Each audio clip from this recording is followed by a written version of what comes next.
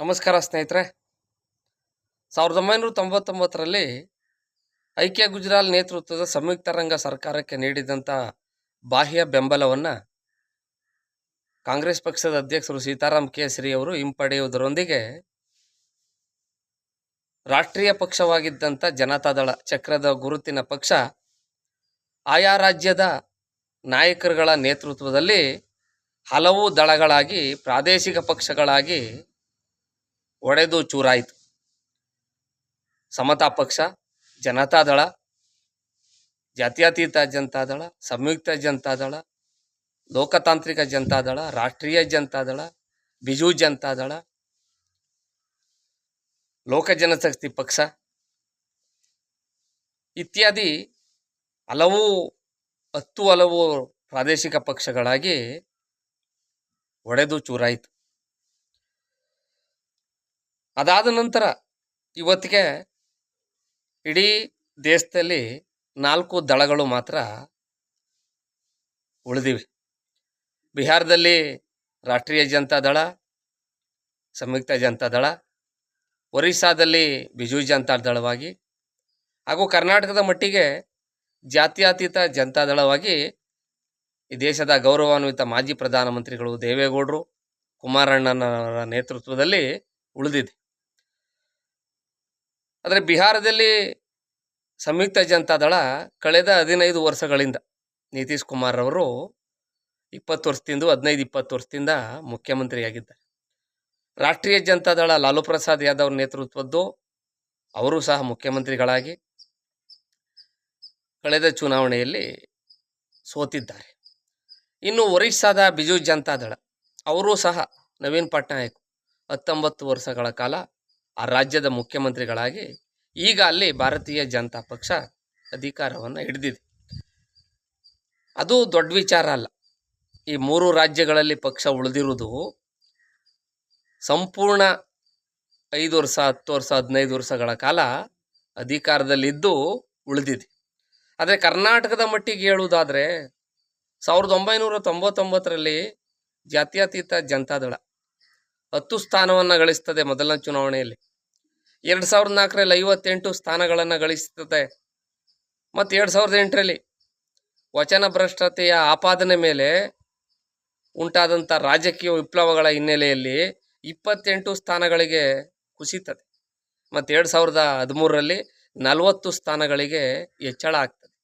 ಮತ್ತು 2018ರಲ್ಲಿ ಮತ್ತು 37 ಸ್ಥಾನಗಳಿಗೆ ಬಂದು ಪ್ರಸ್ತುತ 19 ಶಾಸಕರಿದ್ದವರು ಒಂದು ಉಪಚುನಾವಣೆಯಲ್ಲಿ ಚನ್ನಪಟ್ಟಣವನ್ನು ಕಳೆದುಕೊಂಡು 18 ಶಾಸಕರು ಆ ಪಕ್ಷದಿಂದ ಇದ್ದಾರೆ.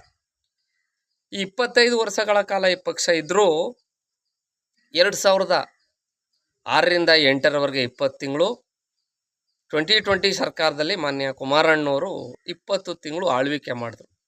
ಅದನ್ನು ಬಿಟ್ಟರೆ ಮತ್ತು 2018ರಲ್ಲಿ 37 ಸ್ಥಾನಗಳನ್ನು ಪಡೆದಂಥ ಪಕ್ಷ 14 ತಿಂಗಳು, ಒಟ್ಟು 34 ತಿಂಗಳು ಅಷ್ಟೇ ಒಮ್ಮೆ ಕಾಂಗ್ರೆಸ್ ಪಕ್ಷದಿಂದ ಮತ್ತೊಮ್ಮೆ ಭಾರತೀಯ ಜನತಾ ಪಕ್ಷದೊಂದಿಗೆ ಮೈತ್ರಿ ಮಾಡಿಕೊಂಡು ಇಲ್ಲಿಯ ತನಕ ಪಕ್ಷ ಉಳಿದಿದೆ ಅಂದರೆ ಸಾಮಾನ್ಯವಾದ ಮಾತಲ್ಲ.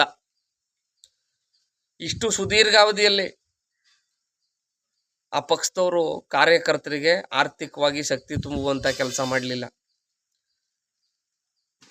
ಮೊದಲ 20 ತಿಂಗಳಲ್ಲಿ ಲಾಟ್ರಿ ನಿಷೇಧ, ಸಾರಾಯಿ ನಿಷೇಧ, ರೈತರ ಸಾಲದ ಬಡ್ಡಿ ಮನ್ನಾ, ಭಾಗ್ಯಲಕ್ಷ್ಮಿ ಯೋಜನೆ, ಶಾಲಾ ಕಾಲೇಜುಗಳ ಸ್ಥಾಪನೆ, ಮತ್ತು 2018ರಲ್ಲಿ 24,000 ಕೋಟಿ ರೈತರ ಸಾಲ ಮನ್ನಾ, ಬಡವರ ಬಂಧು ಯೋಜನೆ, ಋಣಮುಕ್ತ ಕಾಯ್ದೆ, ಕರ್ನಾಟಕ ಪಬ್ಲಿಕ್ ಶಾಲೆಗಳು, ಈ ರೀತಿ ಕೆಲಸಗಳನ್ನು ಮಾಡಿದ್ರು ಸಹ ಈ ಪಕ್ಷ ಉಳಿದಿರೋಕ್ಕೆ ಕಾರಣ ಇವೆರಡೂ ರಾಷ್ಟ್ರೀಯ ಪಕ್ಷಗಳಿದ್ದಾವಲ್ಲ, ಕಾಂಗ್ರೆಸ್ ಮತ್ತು BJPಯನ್ನು ಕಟುವಾಗಿ ವಿರೋಧಿಸುತ್ತಿದ್ದಂತಹ ಹಳ್ಳಿಗಾಡಿನ ಜನತೆ ಮತ್ತು ರೈತರು ಆ ಪಕ್ಷದ ಬೆನ್ನುಬೆಲುಬಾಗಿ ಇವತ್ತು ಉಳಿದಿದ್ದಾರೆ.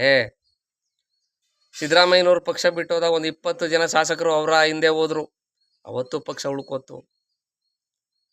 ಮತ್ತು ಜಮೀರ್ ಅಹಮದ್ ಖಾನ್ ನೇತೃತ್ವದಲ್ಲಿ ಚಲುವರಾಯಸ್ವಾಮಿ, ಬಂಡಿ ಸಿದ್ದೇಗೌಡರು, ಅಖಂಡ ಶ್ರೀನಿವಾಸ ಮೂರ್ತಿ ಇತ್ಯಾದಿ ಒಂದಷ್ಟು ಜನ ಶಾಸಕರು, 7-8 ಜನ ಶಾಸಕರು ಹೋದರು. ಆಗಲೂ ಅಡ್ಡ ಮತದಾನ ಮಾಡಿ ಆಗಲೂ ಪಕ್ಷ ಉಳ್ಕೋತು. ಇನ್ನೇನು ಮುಗಿದೋಯ್ತು, ಘಟಾನುಘಟಿ ಒಕ್ಕಲಿಗರ ನಾಯಕರೇ ಹೊಂಟೋದ್ರು, ಪಕ್ಷ ಬಿಟ್ಟು ಹೋಗಿ ಅಂತಿದ್ರು. ಆಗಲೂ ಪಕ್ಷ ಉಳೀತು. ಆಪರೇಷನ್ ಕಮಲದಲ್ಲಿ 2019ರಲ್ಲಿ ವಿಶ್ವನಾಥ್, ಗನ್ಮ್ಯಾನ್ ಗೋಪಾಲಯ್ಯನವರು, ಮಹಾಲಕ್ಷ್ಮಿ ಲೇಔಟು ಗೋಪಾಲಯ್ಯನವರು, KR ಪೇಟೆ ನಾರಾಯಣಗೌಡರು ಇವರೆಲ್ಲ ಹೋದ್ರು. ಆದರೂ ಪಕ್ಷ ಉಳೀತು. ಯಾಕೆಂದರೆ ಪಕ್ಷದ ಮುಖಂಡರು ಪಕ್ಷ ಬಿಟ್ಟು ಹೋದ್ರು. ಕಾರ್ಯಕರ್ತರು ಇವತ್ತು ತನಕ ಆ ಪಕ್ಷದ ಬೆನ್ನೆಲುಬಾಗಿ ನಿಂತಿರೋದಕ್ಕೆ ಆ ಪಕ್ಷ ಇವತ್ತು ತನಕ ಉಳಿದಿದೆ. ಸಮತಾ ಪಕ್ಷ ಇತ್ತು, ಇವತ್ತಿಲ್ಲ. ತಮಿಳುನಾಡಲ್ಲಿ ತಮಿಳು ಮನಿಲಾ ಕಾಂಗ್ರೆಸ್ ಇತ್ತು. ಚಿದಂಬರಂ ಆ ಪಕ್ಷದಿಂದ ಹಣಕಾಸು ಮಂತ್ರಿಯಾಗಿದ್ದರು ದೇವೇಗೌಡರಿದ್ದಾಗ, ದೇವೇಗೌಡರು ಪ್ರಧಾನಮಂತ್ರಿಗಳಾಗಿದ್ದಾಗ ಆ ಪಕ್ಷವನ್ನು ಕಾಂಗ್ರೆಸ್ ಪಕ್ಷದೊಂದಿಗೆ ವಿಲೀನ ಮಾಡಿದ್ರು. ರಾಷ್ಟ್ರೀಯ ಲೋಕದಳ, ಅಕಾಲಿ ದಳ ಪಂಜಾಬಲ್ಲಿದ್ದು, ಹರಿಯಾಣದಲ್ಲಿದ್ದು, ಇವತ್ತೆಲ್ಲ ಪಕ್ಷಗಳು ಅಸ್ತಿತ್ವವನ್ನು ಉಳಿಸ್ಕೋದಿಕ್ಕೆ ಎಣಗಾಡ್ತವೆ. ಈ ರಾಷ್ಟ್ರೀಯ ಪಕ್ಷಗಳ ಮಧ್ಯೆ, ಅದರಲ್ಲೂ ಇತ್ತೀಚೆಗೆ ಭಾರತೀಯ ಜನತಾ ಪಕ್ಷದ ಆಕ್ರಮಣ ಇದೆಯಲ್ಲ ದೇಶದ ಎಲ್ಲ ರಾಜ್ಯಗಳಲ್ಲೂ, ಅದರ ಹೊಡೆತಕ್ಕೆ ಜೊತೆಗೆ ಪಂಜಾಬು, ಹರಿಯಾಣ, ದೆಹಲಿಗಳಲ್ಲಿ ಇವೆರಡು ರಾಷ್ಟ್ರೀಯ ಪಕ್ಷಗಳಿಗೆ ಸಡ್ಡೊಡಿಕೆ ಹುಟ್ಟಂಥ ಪಕ್ಷ ಅಂತಿದ್ರಲ್ಲ, AAP ಆಮ್ ಆದ್ಮಿ ಪಾರ್ಟಿ, ಆ ಪಕ್ಷದ ಹೊಡೆತಕ್ಕೆ ಸಿಲುಕಿ ಹಲವಾರು ಪ್ರಾದೇಶಿಕ ಪಕ್ಷಗಳು ನಾಮಾವಶೇಷವಾಗಿ ಹೋಗಿವೆ.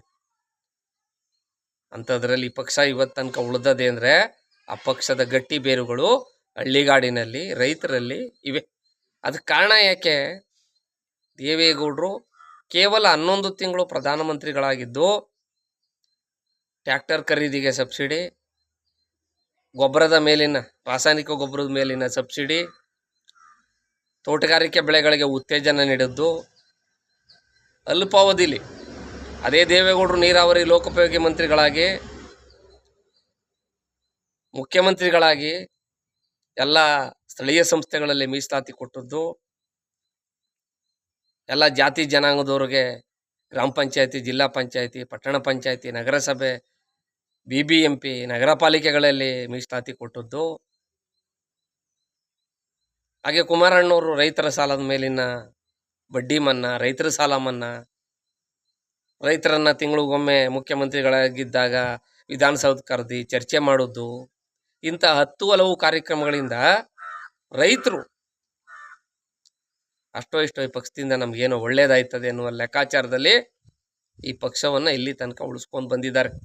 ನಮಗೆ ಗೊತ್ತಿಲ್ಲ, ಅಧಿಕಾರ ಇಲ್ಲದೆ 25 ವರ್ಷ ಇರುವಂಥ ಪಕ್ಷ ಒಂದೊಮ್ಮೆ ಮುಂದಿನ ಸಾರ್ವತ್ರಿಕ ವಿಧಾನಸಭಾ ಚುನಾವಣೆಯಲ್ಲಿ ನೆರೆಯ ಬಿಹಾರದಂತೆ ಮೈತ್ರಿಯಾಗಿ, ಒಂದು ವೇಳೆ ಕುಮಾರಣ್ಣನವರು 5 ವರ್ಷಗಳ ಕಾಲ ಮುಖ್ಯಮಂತ್ರಿಗಳಾಗಿ ಅವ್ರ ಮನಸ್ಸಿನಲ್ಲಿದೆಯಲ್ಲ ಈ ನಾಡಿನ ಅಭಿವೃದ್ಧಿಗೆ ಪಂಚರತ್ನಗಳು ಅನ್ನೋ ಕಾರ್ಯಕ್ರಮ, ಜೊತೆಗೆ ನೀರಾವರಿಯನ್ನು, ಜನತಾ ಜಲಧಾರೆಯ ಮೂಲಕ ನೀರಾವರಿಯನ್ನು ಅಭಿವೃದ್ಧಿ ಮಾಡಿಬಿಟ್ರೆ 5 ವರ್ಷಗಳ ಕಾಲ, ಬಹುಶಃ ಮುಂದಿನ 25 ವರ್ಷಗಳ ಕಾಲ ಆ ಪಕ್ಷ ಈ ರಾಜ್ಯದಲ್ಲಿ ಅಧಿಕಾರ ಸಹಿತವಾಗಿ ಉಳಿಯುವುದರಲ್ಲಿ ಯಾವುದೇ ಸಂದೇಹ ಇಲ್ಲ.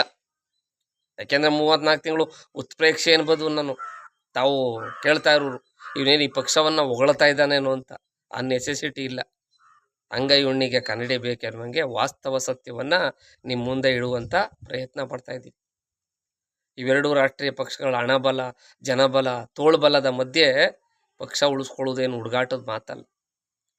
ಬಹುಶಃ ಈಗ ಮೈತ್ರಿ ಮಾಡ್ಕೊಂಡಿರುವಂಥ ಕುಮಾರಣ್ಣವರು 2019ರಲ್ಲಿ 18ಕ್ಕೆ ಮುಖ್ಯಮಂತ್ರಿಯಾಗಿ ಮೋದಿಯವರನ್ನು ಭೇಟಿ ಮಾಡೋಕೆ ಹೋಗಿ ಆಗ ಬಂದು ಮೋದಿಯವರು ಇವತ್ತು ರಾಜೀನಾಮೆ ಕೊಡಿ, ನಾಳೆ ಮುಖ್ಯಮಂತ್ರಿ ಆಗುರಿ, 5 ವರ್ಷ ಯಾರು ನಿಮ್ಮ ಟಚ್ ಮಾಡ್ದಂಗೆ ನಾನು ನೋಡ್ಕೋತೀನಿ ಅಂದಾಗ ದೇವೇಗೌಡರು ಒಪ್ಪಲಿಲ್ಲ. ಅವತ್ತು ದೇವೇಗೌಡರು ಆಯಿತು ಇವ್ರ ಜೊತೆ ಸರ್ಕಾರ ರಚನೆ ಮಾಡೋಣ, ನಿತೀಶ್ ಕುಮಾರ್ ಇಲ್ಲಿಂದಲ್ಗೆ ಅಲ್ಲಿಂದಲ್ಗೆ RJD ಕಾಂಗ್ರೆಸ್ ಜೊತೆಲಿ ಇದ್ರಲ್ಲ, ಆ ರೀತಿ ಏನಾರ 2019ರಲ್ಲಿ ದೇವೇಗೌಡರು ಮನಸ್ಸು ಮಾಡಿ ಕುಮಾರಣ್ಣವ್ರು ಆಯಿತು BJP ಜೊತೆಲಿ ಮೈತ್ರಿ ಮಾಡ್ಕೊಂಡಿದ್ರೆ ಬಹುಶಃ ಇವತ್ತು ಈ ರಾಜ್ಯದ ಮುಖ್ಯಮಂತ್ರಿಗಳಾಗಿ ಕುಮಾರಣ್ಣವ್ರು ಇರ್ತಿದ್ರು. ಅದರಲ್ಲಿ ಅತಿಶಯೋಕ್ತಿ ಏನಲ್ಲ, ಆ ಪಕ್ಷದವರೇನು ಹೊಗಳ್ಬೇಕಾದ್ದು ಇಲ್ಲ. ಯಾಕೆಂದರೆ ನಾನು ಬದುಕಲಿಕ್ಕೆ ನನಗೇನೋ ಒಂದು ಸರ್ಕಾರದ ಒಂದು ಅಧೀನದ ಸಂಸ್ಥೆಯ ಕೆಲಸ ಇದೆ, ಅದರಲ್ಲಿ ನಾನು ಒಳ್ಳೆ ಜೀವನ ನಡೆಸ್ತಾ ಇದ್ದೀನಿ. ಹಾಗಾಗಿ ಸ್ನೇಹಿತರೆ, ಇನ್ನೂ 10 ಹಲವು ಕಾರ್ಯಕ್ರಮಗಳನ್ನು, 10 ಹಲವು ವಿಚಾರಗಳನ್ನು ಮುಂದೆ ಇಡೋಕ್ಕೆ ನನಗೆ ಉತ್ಸಾಹಕ್ಕೆ ನನ್ನ ಯೂಟ್ಯೂಬ್ ಚಾನಲ್ ಇದೆಯಲ್ಲ SP ಮಲ್ಲೇಶ್ BMTC @ ಕರುನಾಡು 123 ಅನ್ನೋ ಚಾನಲನ್ನು ಸಬ್ಸ್ಕ್ರೈಬ್ ಮಾಡಿ. ಭಗವಂತ ಎಲ್ಲರಿಗೂ ಒಳ್ಳೇದು ಮಾಡಲಿ. ಜೈ ಹಿಂದ್, ಜೈ ಕರ್ನಾಟಕ. ಶುಭ ದಿನ.